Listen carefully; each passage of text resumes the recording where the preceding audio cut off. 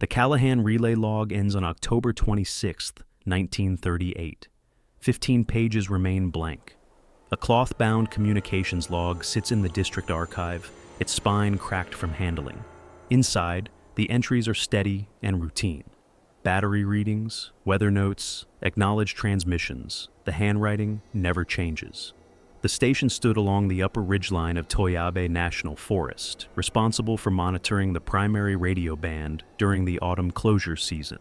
2 transmissions appear in the record that district headquarters confirmed were never sent.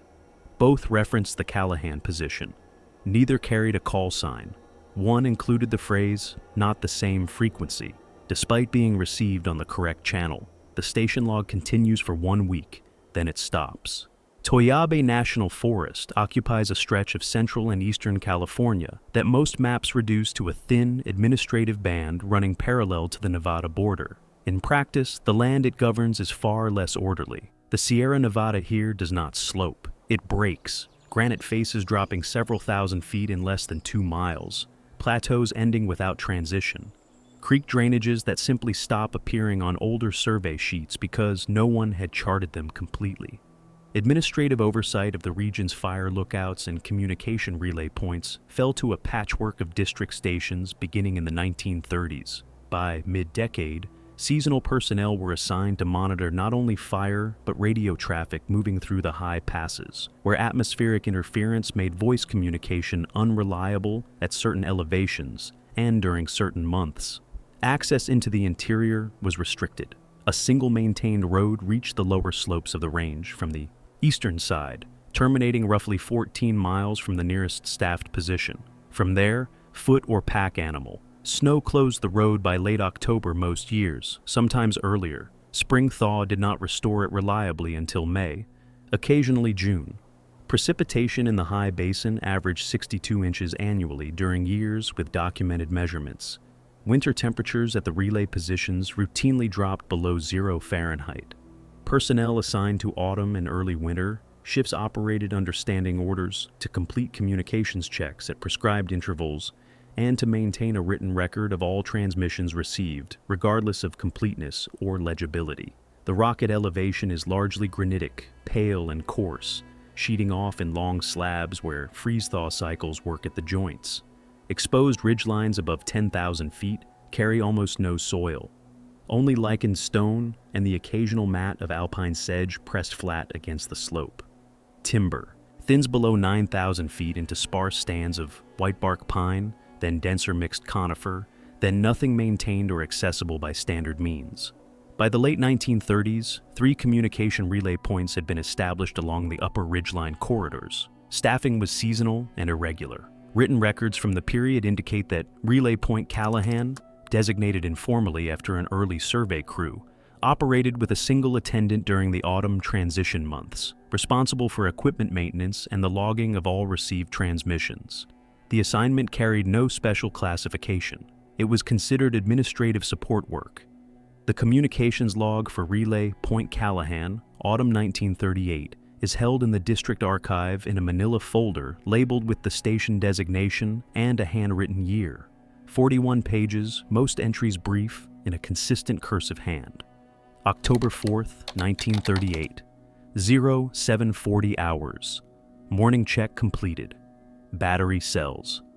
Reading normal. Atmospheric clear, no interference noted on primary band. Transmission from district headquarters received at 0712. Routine advisories only acknowledged. Ambient temperature at instrument housing, 31 degrees Fahrenheit. Overnight low estimated 27. No precipitation. October 4th, 1938. 1330 hours. Midday check completed. District acknowledged. No additional transmissions on primary band during morning interval. Equipment functioning within normal parameters. Antenna coupling inspected, following vibration from wind gusts noted around 1100. No damage found. October 7th, 1938. 0755 hours. Morning check completed. District acknowledged. A brief period of static on primary band between 0720 and 0730. Source not determined. Faded without repeating. Visibility clear to the western ridgeline. Snow on north-facing slopes above 11,000. No change to road access status received from district. October 11th, 1938. 8:10 hours. Morning check. District acknowledged. Evening of October 10th produced approximately 2 inches of snow at station elevation, since cleared from instrument housing. Battery check normal. All equipment functional. October 14th, 1938. 19:05 hours. Evening log. At approximately 18:47 hours, a transmission was received on the primary communication band. Duration was estimated at 9 to 11 seconds. Signal strength was moderate, showing some atmospheric degradation consistent with elevation and evening conditions. The content was partially intelligible. A sequence of words was recorded as follows, transcribed as heard. Callahan position, confirmed, do not expect return before. The final portion broke into static before resolution. No originating call sign was received before, during, or following the transmission. Standard acknowledgement procedure was followed. No response was received. District headquarters was contacted at 19:01 hours and informed of the received transmission. Headquarters confirmed no outgoing transmission had been issued to Callahan during that window. No personnel were known to be in transit toward the station.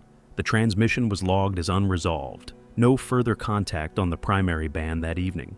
A note appended below in what appears to be a different ink, possibly added the following morning. Signal did not match atmospheric bounce pattern, could not identify source by triangulation. Frequency was correct for district primary. The entry continues in the original hand and makes no further reference to the transmission. The following day's log opens with a routine equipment check. Battery cells normal. Visibility clear. District acknowledged.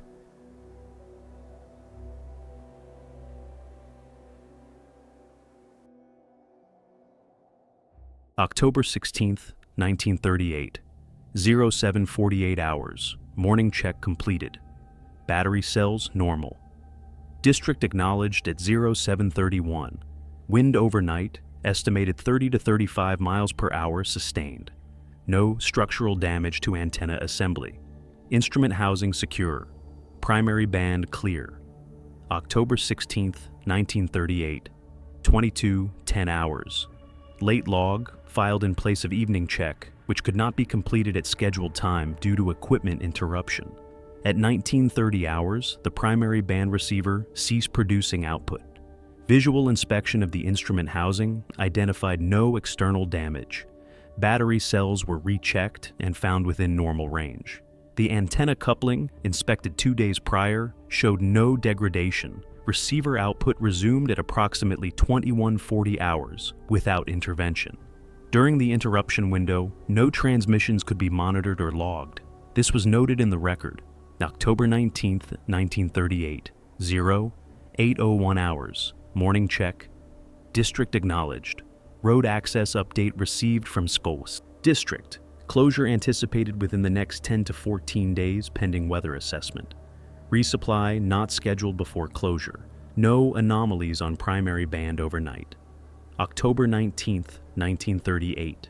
14:45 hours. Afternoon notation. A second transmission was received on the primary band at approximately 14:08 hours. Duration estimated at 4 to 6 seconds. Shorter than the October 14th event. Signal strength lower. Moderate to weak, with heavier atmospheric degradation than the previous instance. Intelligible content limited. 2 phrases were recorded with reasonable confidence. Not the same frequency. And, following a pause of approximately 2 seconds, Callahan, no originating call sign. Standard acknowledgement was attempted on both primary and secondary bands. No response on either. District headquarters contacted at 14:17 hours. Headquarters confirmed no outgoing transmission during that window. No personnel in transit. No scheduled contact with Callahan had been planned for that afternoon. The transmission was logged as a second unresolved event. A notation was added. The phrase, "not the same frequency," was flagged as the transmission had been received on the district primary frequency. The discrepancy between the stated content and the actual reception channel was not explained in the log. It was not addressed in subsequent entries. October 21st, 1938, 07:54 hours. Morning check. District acknowledged. Temperature overnight estimated at 17 degrees Fahrenheit. First sustained freeze of the season at station elevation. Ice formation on antenna guy wires, cleared by 07:30. Primary band clear. October 23rd, 1938, 13:10 hours. The morning check on October 23rd was filed late, at midday. No explanation was entered for the delay. Battery cells normal. District acknowledged at 13:02. A line at the bottom of the entry reads, "No further transmissions of the prior type have been received." The phrasing, prior type, appears once and is not elaborated upon. The log for October 24th and October 25th contains routine entries only. The handwriting does not change. The final dated entry in the folder is October 26th, 1938. It records a morning equipment check, district acknowledgement, and a temperature reading. 4 lines total, nothing unresolved. Below it, the remaining pages of the 41-page log are blank. There are several frameworks through which the October 1938 transmissions can be reasonably examined without invoking the unexplained. Atmospheric ducting was a well-documented phenomenon by the late 1930s, understood well enough that field personnel at high elevation stations were briefed on its effects. Under specific temperature inversion conditions, radio signals can travel far beyond their intended range, bending along the boundary layer between warm and cold air masses, arriving at receivers hundreds of miles from their origin. A transmission intended for a station in Nevada or Northern California could feasibly reach Relay Point Callahan intact or partially intact. The partial intelligibility of both received transmissions is consistent with this kind of long-range propagation, where signal degradation increases with distance and intervening terrain. The absence of a call sign in both instances is harder to account for through ducting alone, but not impossible. Atmospheric distortion can selectively suppress certain frequency ranges within a transmission, particularly at the start and end of a signal, where the broadcast level may be lower. If the originating station opened on a lower output level before reaching full power, a common practice when operators were uncertain of conditions, the call sign could have been lost entirely while the body of the transmission arrived at reduced but audible strength. The content of the phrases themselves, Callahan position, do not expect return before, deserves some scrutiny. Place names matching. Station designations were not uncommon across the Sierra Nevada district during this period. Multiple survey reference points, trail junctions, and informal landmarks carried names derived from early crews or administrative designators. The name Callahan was not unique to this station. A transmission referencing a Callahan position could have originated from any number of contexts unrelated to Relay Point Callahan specifically. Human decision bias in logging is also a factor worth considering. An operator who has already received one anomalous transmission is primed to attend to anything that deviates from routine. A fragment of speech that might otherwise be dismissed as unintelligible static becomes, in that context, something worth transcribing. The second event on October 19th, shorter, weaker, less distinct, may have been interpreted more carefully than its signal quality warranted, simply because the operator was alert to the possibility of recurrence. Documentation. Limitations compound this further. The log represents a single operator's transcription of audio received under difficult atmospheric conditions, at a remote station with no secondary verification available. There was no recording equipment. There was no second attendant. What entered the written record was filtered entirely through one person's interpretation of what they heard, under conditions that were physically demanding, and by late October, increasingly isolated. The receiver interruption on October 16th, the 2-hour gap during which no monitoring was possible, adds a layer of ambiguity that the record cannot resolve. Whether any transmissions occurred during that window is simply unknown. What the log does not explain is the noted discrepancy in the second transmission. The phrase, "not the same frequency," was received on the district primary frequency. The attendant flagged this in the written record and did not resolve it. No subsequent entry revisits the observation. District headquarters, when contacted, offered no explanation. The notation stands alone. It is possible the phrase was misheard. Atmospheric distortion does not affect all components of a signal equally, and a word or two rendered incorrectly could change the meaning of a fragment substantially. A phrase like "not the same frequently," a grammatical construction meaning something routine, would read entirely differently under transcription. It is equally possible the phrase was heard correctly and referred to something the originating operator understood in a context that simply did not reach the log. The record does not allow a determination either way. The attendant noted the discrepancy, flagged it as worth remarking upon, and moved on. The manila folder holding the Callahan autumn log is part of a larger district collection transferred to regional storage in the mid-1950s. Most of the collection has been cataloged. The Callahan materials are listed under general station records with no special designation or cross-reference to other files. The log ends on October 26th. What prompted the closure of the station before the anticipated road closure window, which district correspondence placed 10 to 14 days after October 19th, is not addressed in any document within the folder. The station's official decommission date is recorded elsewhere as 1941. Whether the autumn 1938 season concluded on schedule or early is a question the available materials leave open. A routine administrative notation at the front of the folder marks the record as reviewed and filed. No further action indicated. But the archive remains open. If accounts like this interest you, there is more here. The subscription keeps the record running.